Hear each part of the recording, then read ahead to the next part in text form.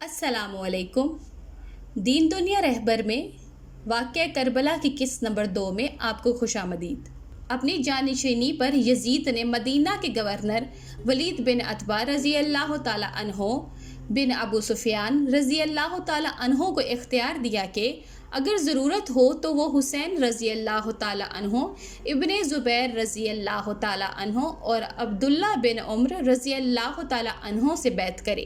ولید رضی اللہ تعالیٰ عنہ نے اپنے اموی رشتہ دار مروان بن الحکم سے مشورہ کیا، جس نے مشورہ دیا کہ ابن زبیر رضی اللہ تعالیٰ عنہ اور حسین رضی اللہ تعالیٰ عنہ کو خطرناک ہونے کی وجہ سے وہ بیعت کرنے پر مجبور ہو جائیں، جبکہ ابن عمر رضی اللہ تعالیٰ عنہ کو کوئی خطرہ نہ ہونے کی وجہ سے تنہا چھوڑنا چاہیے۔ ولید رضی اللہ تعالیٰ عنہ نے ان دونوں کو طلب کیا، لیکن ابن زبیر رضی اللہ تعالیٰ عنہ مکہ چلے گئے اور حضرت حسین رضی اللہ تعالیٰ عنہ نے سمن کا جواب دیا، لیکن اجلاس کے خفیہ ماحول میں بیعت کرنے سے انکار کیا اور تجویز پیش کی کہ اس کو عوام میں انجام دیا جائے۔ مروان نے ولید رضی اللہ تعالیٰ عنہ کو حضرت حسین رضی اللہ تعالیٰ عنہ کو قید کرنے یا ان کا سر قلم کرنے کو کہا، لیکن محمد صلی اللہ علیہ وآلہ وسلم کے ساتھ حضرت حسین رضی اللہ تعالیٰ عنہ کی رشتہ داری کی وجہ سے ولید رضی اللہ تعالیٰ عنہ ان کے خلاف کوئی کارروائی کرنے کو تیار نہیں تھے۔ کچھ دن بعد حضرت حسین رضی اللہ تعالیٰ عنہ یزید کو تسلیم کیے بغیر مکہ روانہ ہو گئے۔ وہ مئی 680 عیسوی کے آغاز میں مکہ پہنچے اور ستمبر کے آغاز تک وہیں مقیم رہے۔ انہوں نے اس سے یزید کے خلاف بغاوت میں ان کی رہنمائی کرنے کا مطالبہ کیا اور یہ وعدہ کیا کہ اگر وہ اموی گورنر کو ہٹائیں گے تو حضرت حسین رضی اللہ تعالیٰ عنہ ان کی مدد کرنے راضی ہو جائیں گے۔ حضرت حسین رضی اللہ تعالیٰ عنہ نے اثبات کے ساتھ لکھا کہ ایک صحیح رہنما وہ ہوتا ہے جو قرآن کے مطابق کام کرتا ہے اور صحیح رہنمائی کے ساتھ ان کی رہنمائی کا وعدہ کرتا ہے۔ پھر انہوں نے اپنے کزن مسلم بن عقیل رضی اللہ تعالیٰ عنہ کو کوفہ کی صورتحال کا جائزہ لینے کے لیے بھیجا۔ ابن عقیل رضی اللہ تعالیٰ عنہ نے وسیع پیمانے پر حمایت حاصل کی اور حضرت حسین رضی اللہ تعالیٰ عنہ کو صورتحال سے آگاہ کیا اور تجویز کیا کہ وہ بھی ان میں شامل ہو جائیں۔ یزید نے بے عملی کی وجہ سے کوفہ کا گورنر نعمان بن بشیر الانصاری کی جگہ اس وقت بصرہ کے گورنر عبید اللہ ابن زیاد کو مقرر کیا۔ ابن زیاد کے دباؤ اور سیاسی چال و چلن کے نتیجے میں ابن عقیل رضی اللہ تعالیٰ عنہ کی پیروی ختم ہونا شروع ہو گئی اور وہ وقت سے پہلے ہی بغاوت کا اعلان کرنے پر مجبور ہو گیا۔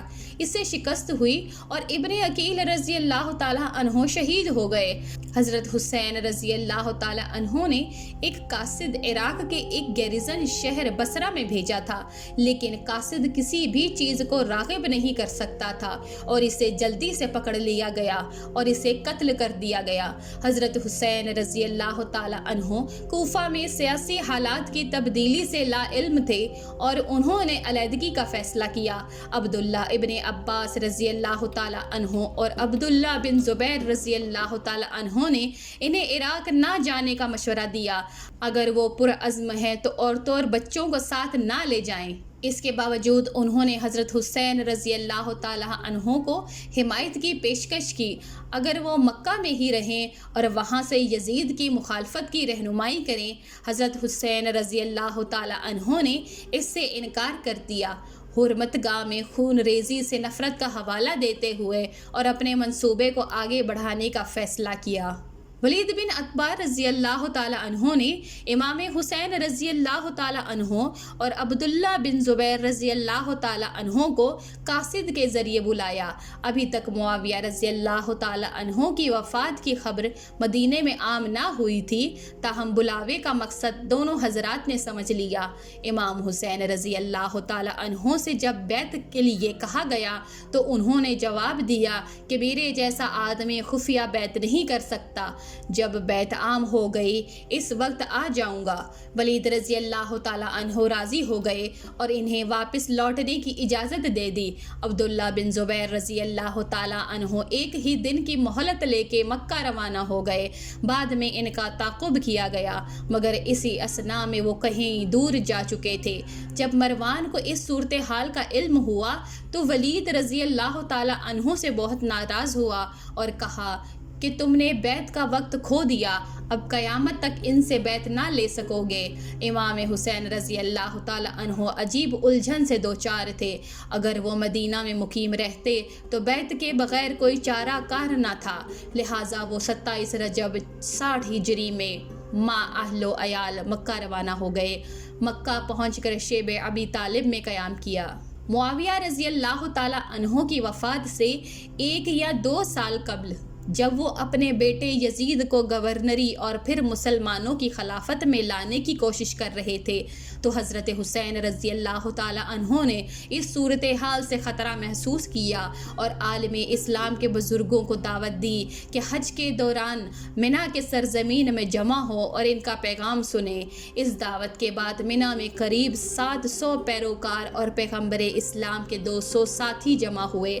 اپنی تقریر کے آغاز میں جو بعد میں خطبہ منا کے نام سے مشہور ہوئے، معاویہ رضی اللہ تعالیٰ عنہ نے اس بغاوت قرار دیا کہ میں حسین رضی اللہ تعالیٰ عنہ نے ان کے اور بنو امیہ کے ظالمانہ اقدامات کو بے نقاب کر دیا۔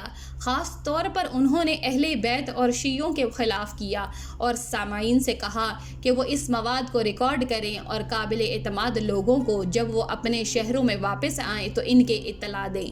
یزید کے اقتدار میں آنے کے خطرات اور نقصانات سے بچیں۔ خطبہ کے تسلسل میں انہوں نے حضرت علی بن ابی طالب رضی اللہ تعالیٰ عنہ کی فضیلت اور نیکی کی طرف متوجہ کرنے اور معاشرے میں برائی سے روکنے کے منصب اور اس اصول کو بھانپنے میں اسلامی اسکالرز اور بزرگوں کی ذمہ داری اور عوامی رائے کو روشن کرنے میں ان کے کردار کا ذکر کیا۔